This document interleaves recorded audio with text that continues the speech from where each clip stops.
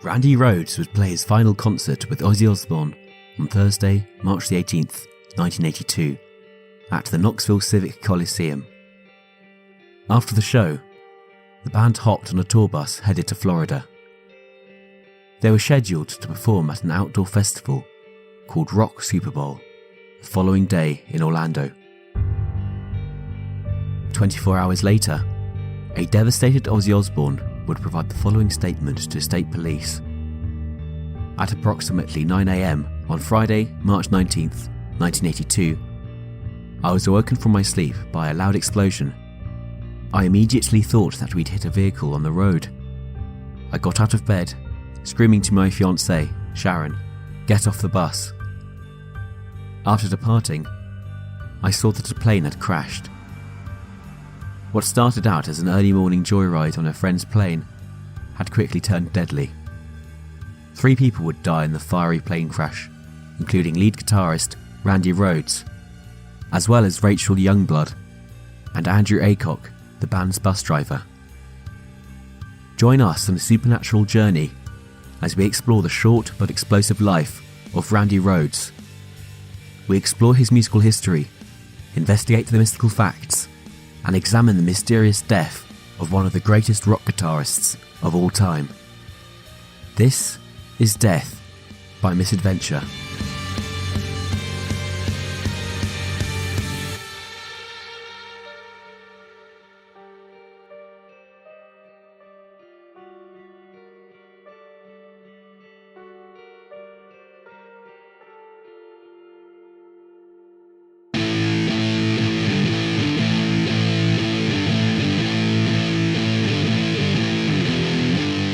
Randy Rhoads was born in Santa Monica, California on December the 6th, 1956, under the zodiac sign of Sagittarius. The youngest of 3 children, he had a sister named Kathy and a brother named Doug, who would later change his name to Kelly. Raised by his mum, Dolores, Randy's parents split when he was just a toddler. To support the family, she opened a music school in North Hollywood called Musonia. She laid the first bricks for the building herself and chose the name. Growing up, Randy and his siblings were encouraged to be creative and played music, since they did not own a stereo. He was only 5 years old when he picked up a guitar. Snooping in his mum's closet, Randy found his grandfather's old 1918 Gibson guitar. He didn't know how to hold it, his sister Kathy was quoted as saying in an interview. He would put it on the ground and play it. Noticing his early musical gifts, his mum arranged for Randy and his sister to start guitar lessons together at school.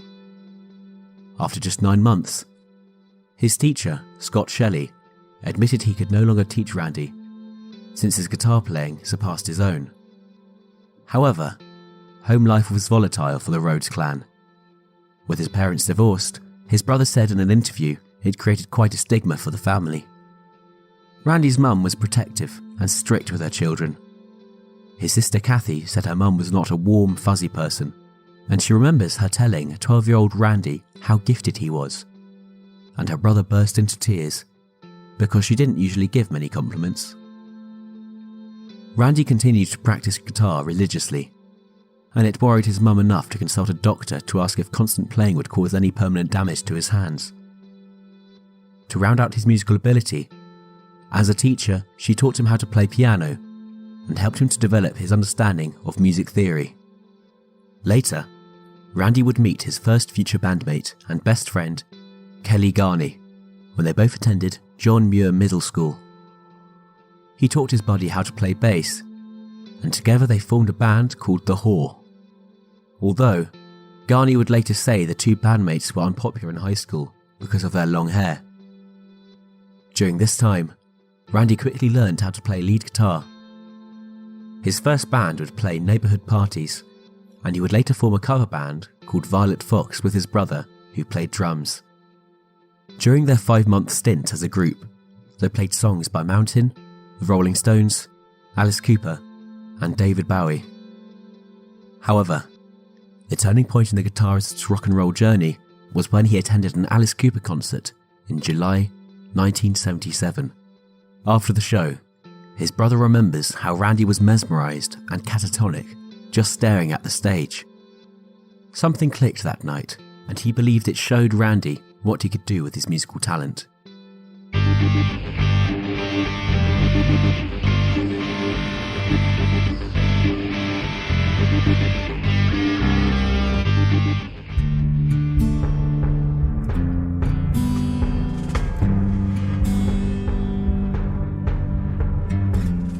As a Sagittarius, Rhoads was extremely creative and something of a free spirit growing up. At the age of 16, he formed the band Violet Fox and began teaching guitar at his mom's music school during the day and playing live gigs at night. Like most young guitarists in the 70s, Rhoads admired Jimmy Page, Jeff Beck, and glam rock. Above all else, he loved Bowie's guitarist Mick Ronson, who he saw playing at Bowie's now famous show at Santa Monica Civic Auditorium in October 1972. He graduated from Burbank High School early so he could teach guitar and pursue music full-time. He joined forces with lead vocalist Kevin DuBrow and drummer Drew Forsyth, and they quickly changed the band's name from Violet Fox to Quiet Riot. DuBrow, in an interview before his death, recalled the moment they met. "I was 18, Randy was 17. He walked in and he had hair down to the middle of his back and a long thumbnail. He was brilliant, he was gifted, he was hilarious, and a wonderful person." DuBrow was an average singer, but where he truly shined was in his ability to get things done for the band. He was a motivator, and he helped secure management for Quiet Riot. The guys were fresh out of high school, and DuBrow took the lead to handle the business side of the music. Quiet Riot began to pack LA rock clubs alongside other popular bands like Van Halen, Exciter, and London, and by late 1976, they were signed to CBS Sony Records in Japan. Rhoads' biographer Andrew Klein wrote that the very first time Randy saw Van Halen play, he took his girlfriend Jan with him. She was quoted as saying that Randy was devastated after the show. Here he was, the rock god of Burbank. Everyone told him how great he was. Then he saw Eddie and got a major reality check. He thought the Van Halen guitarist was great, and he was inspired. However, while the band had a strong following in Los Angeles, Quiet Riot and Quiet Riot 2 was released only in Japan.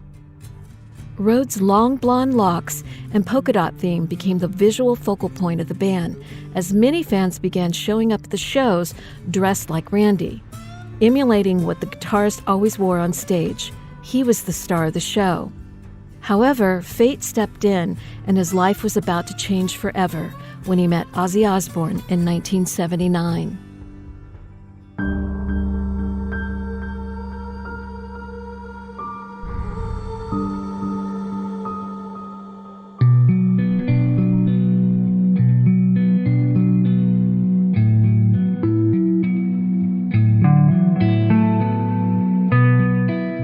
After Quiet Riot got signed to CBS Records, Rhoads was unhappy about the band's new sound and felt the recording didn't come close to capturing his electrifying guitar sound. Kelly Rhoads cited Kevin DuBrow as the main reason Quiet Riot didn't get signed in the U.S. Everybody was putting the blame on Kevin, he says. They didn't like the way he sang, they didn't like the way he looked on stage, and they just didn't like his personality. I'd be with Randy, and people would come up and say, "I love your band, dude, but when are you going to dump that singer?" By 1979, Rhoads was restless, and when he got the call from Dana Strum, letting him know that legendary Ozzy Osbourne was auditioning members for his new rock band. Rhoads got the call for the audition just before his final show with Quiet Riot in September 1979. The day before Osbourne was scheduled to return to England, Rhoads agreed to audition for him with his Gibson Les Paul guitar and a practice amp and started warming up.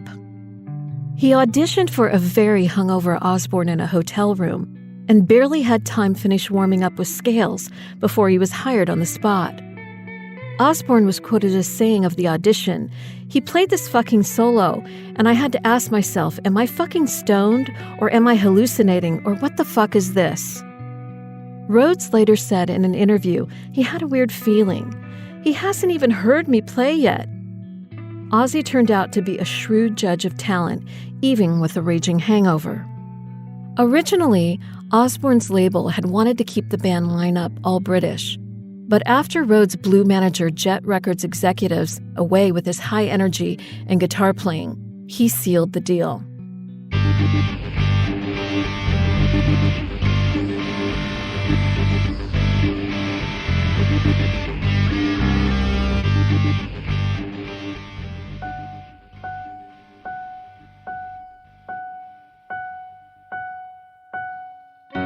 Ready to hit the road with Ozzy, Randy Rhoads flew to England only to return home a couple of days later. He was turned away by the British customs at Heathrow Airport when he didn't have the necessary work permit. A representative from Jet Records was dispatched to clear the matter up, but he never arrived, and Randy spent the night in a holding cell before being handcuffed and put on a plane back to the United States the next day. Ozzy subsequently called him to apologize, and arrangements were made for Randy to return to England with the proper paperwork. He flew to England on November 27, 1979, and met with Ozzy and Daisley at the Jet Records offices in London. The trio traveled by train to Osbourne's home, Bulrush Cottage, which also housed a rehearsal space. It was here that Rhoads lived with Osbourne, his then-wife Thelma, and their 2 children during his first few weeks in England. The first song that Ozzy and Randy wrote together was "Goodbye to Romance." During the recording of the new band's first album, Ozzy gave Rhoads artistic freedom to explore his guitar sound. He was blessed with dazzling chops and an innate comprehension of music theory, and his style had a perfect blend of flash and melodic structure. Former Uriah Heep drummer Lee Kerslake was hired in March 1980 to complete the band, along with former Rainbow bassist Rob Daisley, who Ozzy hired on November 14, 1979. The band then went to Ridge Farm Studios in Rusper to record the debut album, Blizzard of Oz, from March 22 to April 19, 1980. Both Ozzy and the label knew they had a superstar in the making on their hands and were eager to introduce him to the fans. On September 20th, Blizzard of Oz was released in the United Kingdom and was a huge success. Crazy Train and Mr. Crowley were released as singles. Goodbye to Romance, I Don't Know, and Suicide Solution also received radio airplay. Years later, Ozzy said in his autobiography that he could not understand why a musician as talented as Rhoads would want to get involved with a bloated alcoholic wreck like himself. However, the two had an instant rapport, and together they would make musical history.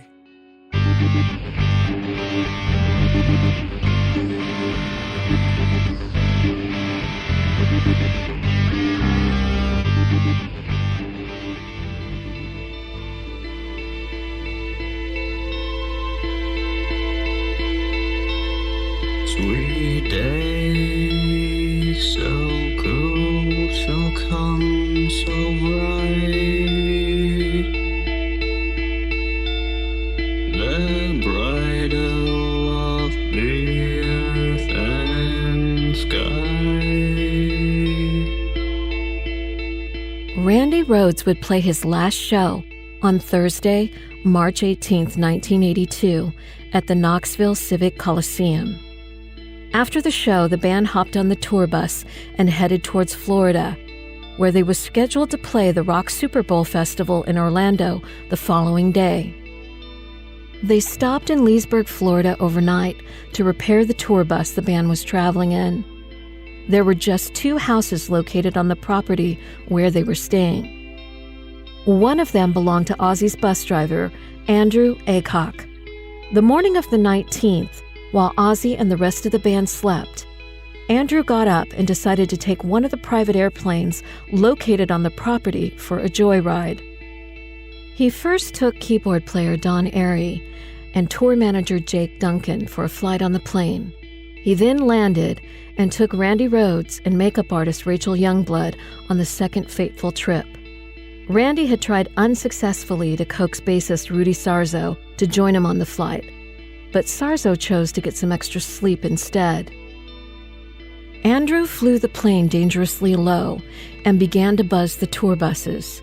He flew past the buses 3 times, but on the 4th pass, just 10 feet or so above the ground, per the sheriff's report, the wing of the plane struck one of the tour buses. It cartwheeled into a tree and crashed into the roof of the house. The plane exploded on impact with the house. Sadly, Randy Rhoads, Rachel Youngblood, and Andrew Aycock were killed instantly.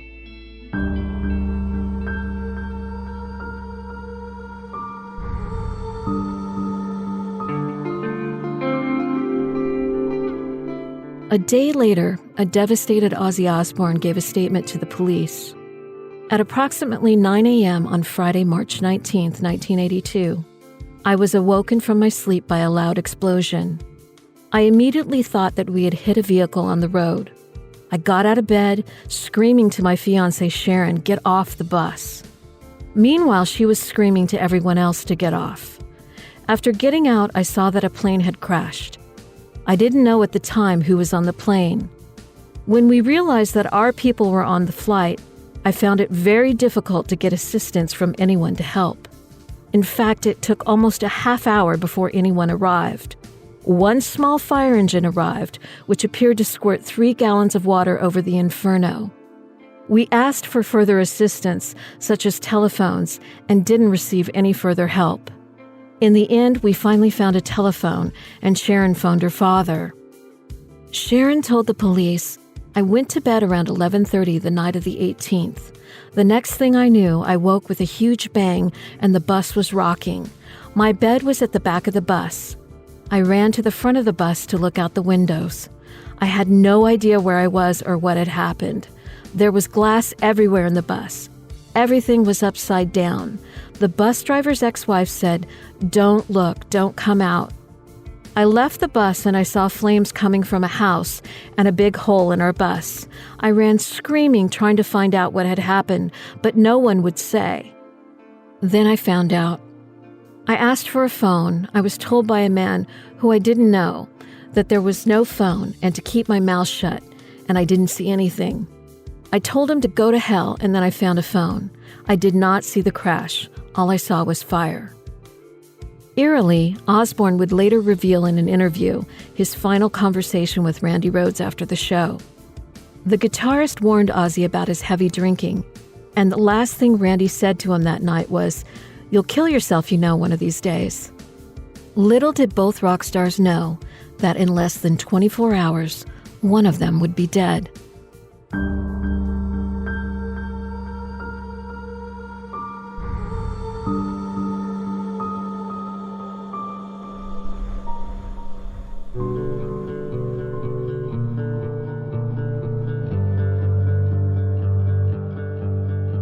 In numerology, Randy Rhoads' life path number was 3.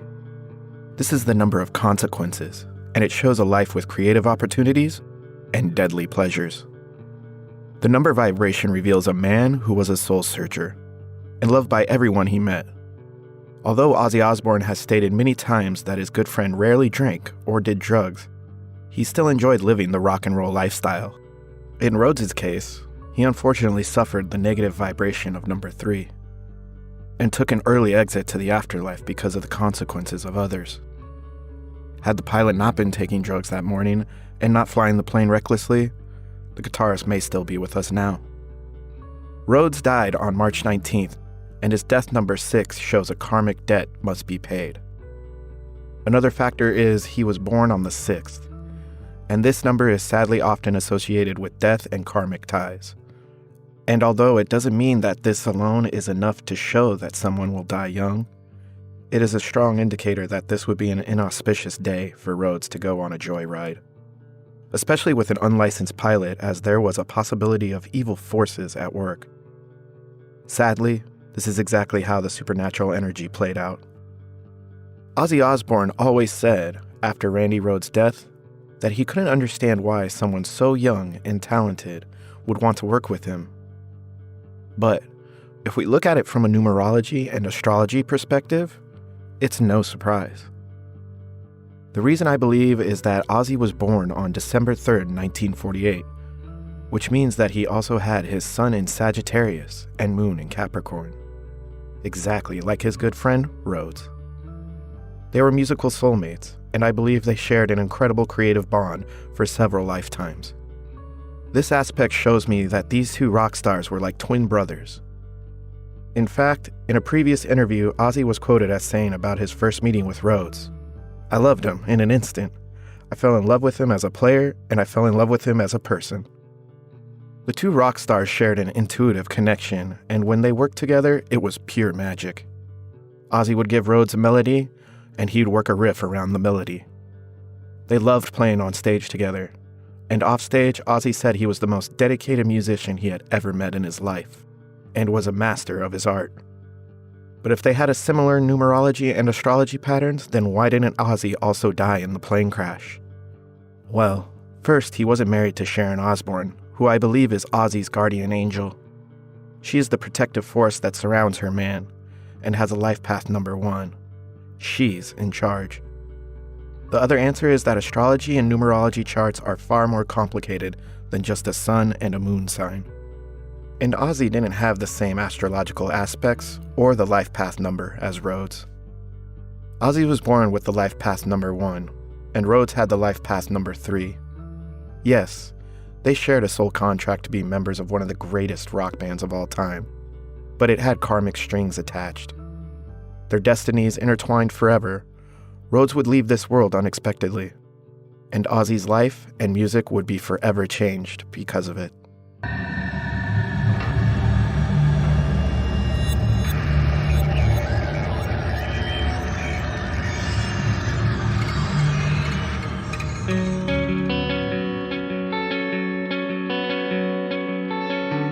The morning of the accident, Bob Daisley and Lee Kerslake, who had recorded Blizzard of Oz and Diary of a Madman with Rhoads, were together in Houston, Texas with Uriah Heep when they heard the news of the accident. According to police, the three were on an early morning joyride after staying up over 24 hours, while some members of the Ozzy Osbourne band slept in their tour bus parked next to the house. The other three buzzed overhead, circling the bus 3 times. On the 4th time, they didn't make it. The plane had been flying treetop level roughly 3 times, and then after the 4th pass, he tipped the bus on the opposite side, and then it went over the top of the bus, the plane did, and hit a pine tree in the front yard, and after it hit the pine tree, it nosedived into the home. The home then burst into flames, and killed were the band's lead guitarist, hairdresser, and bus driver, 36-year-old Andrew Aycock, who was also the plane's pilot. They were flying in a Beechcraft Bonanza like this one. No one was injured in the home, which is reportedly owned by country music singer Jerry Calhoun. The band was on a tour which included a concert this weekend at the T-Bowl. Police say the band's bus driver lived nearby and brought the band here for a brief stop before continuing on. Near Leesburg, Marty Salt, Channel 9, Eyewitness News.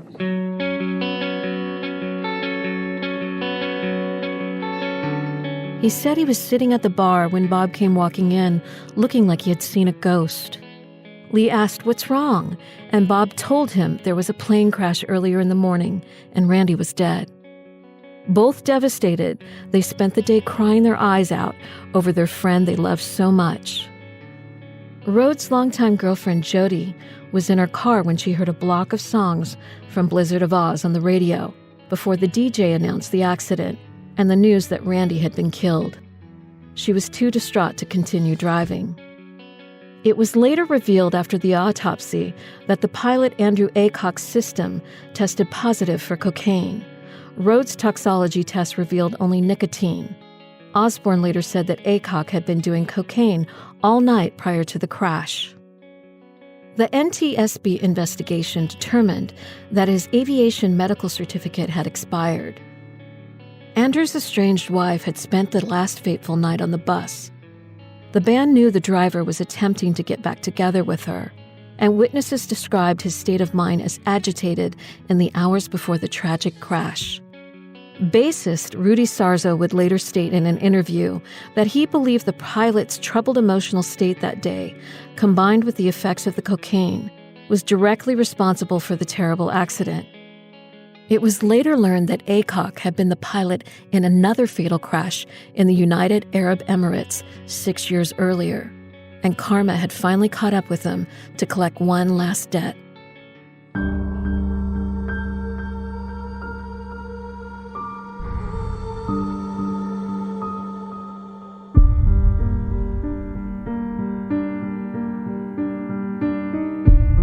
Family and friends gathered on March 24th, 1982, to pay their final respects to their fallen guitar hero, beloved son, brother, and friend.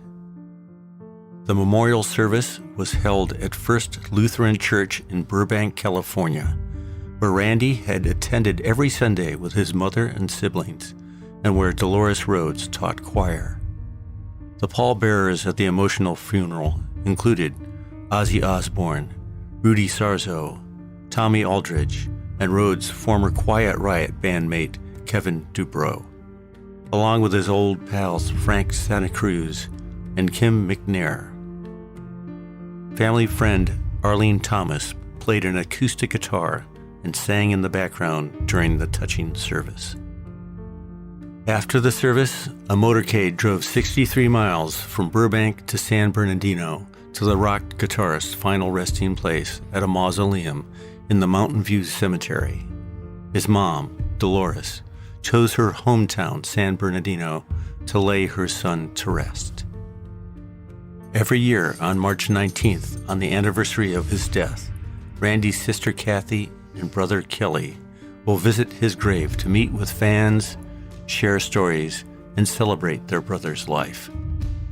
In a recent interview, Kelly Rhoads said that after all these years, he's never gotten over his brother's death, and he thinks about Randy every single day. He said he could go on with life, but he can't completely come to terms with the loss of his brother. Sadly, Dolores Rhoads passed away on November 11th, 2015, at the age of 95, and was laid to rest next to her son. However, Randy and his mom's love of music lives on at her school, the Musonia, now ran by Kelly Rhoads. Today, it's a genuine rock and roll shrine where fans from all around the world come to pay their respects to their favorite guitarist. Over the years, Kelly has continued to give tours of Musonia to fans who make the pilgrimage to Tiara Street from places as far-flung as Australia and Japan. In the spirit of generosity that defined the Rhoads family, Musonia charges no fee for these tours.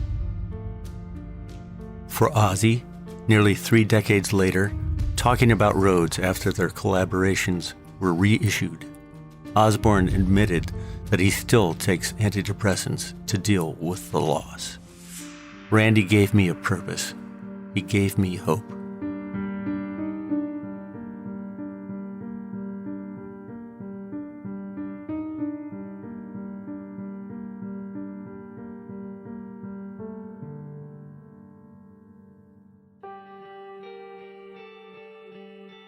Randy Rhoads' legacy as a musician with his classical music influences gave his guitar style a perfect blend of flash and melodic structure, and added a new dimension to heavy metal in a way that very few guitarists have accomplished since.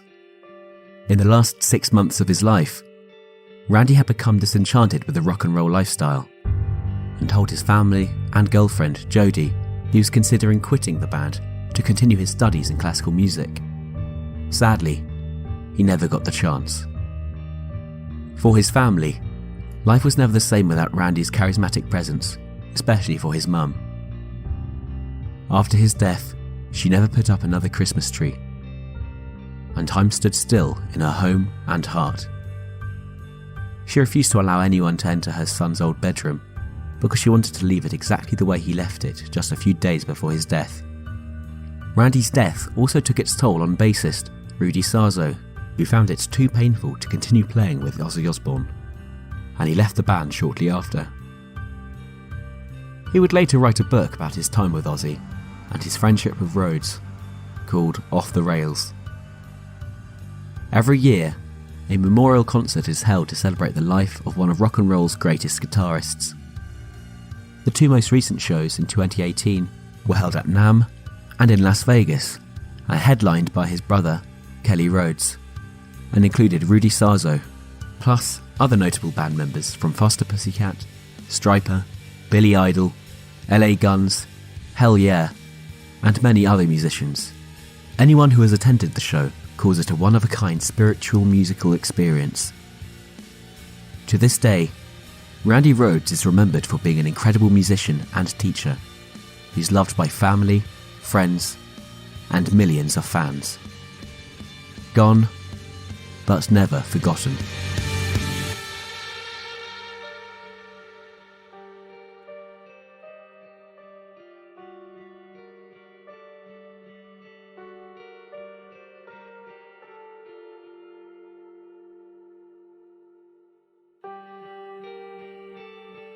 Death by Misadventure was produced by Cosmic Media and written by me, JC Nova.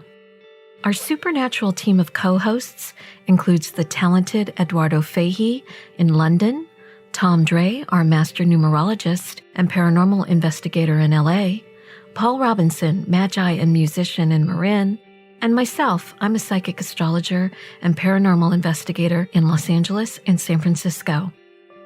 This episode was recorded at Robin Sound Studios in Marin, California, and also at Union Recording Studio in West Hollywood, California. Kudos to sound engineers Paul Robinson and Noah Shanklin. A special thanks to audio producer Christopher Lang in Tucson, who brings each episode to life, and Paulina from Upper Planet in London. She's responsible for the super cool design of our official website. She's also the designer for one of our favorite true crime podcasts, Case File. Please like and follow us on Facebook at www.facebook.com/deathbymisadventurepodcast. Each episode is available for download direct via our website at deathbymisadventure.co.uk and also at iTunes, Google Play, Castbox, Spotify, Podbean, TuneIn, Radio Public, and Stitcher. Last but not least, our podcast is hosted by Libsyn. I'm JC Nova, and this has been Death by Misadventure. Thanks for listening.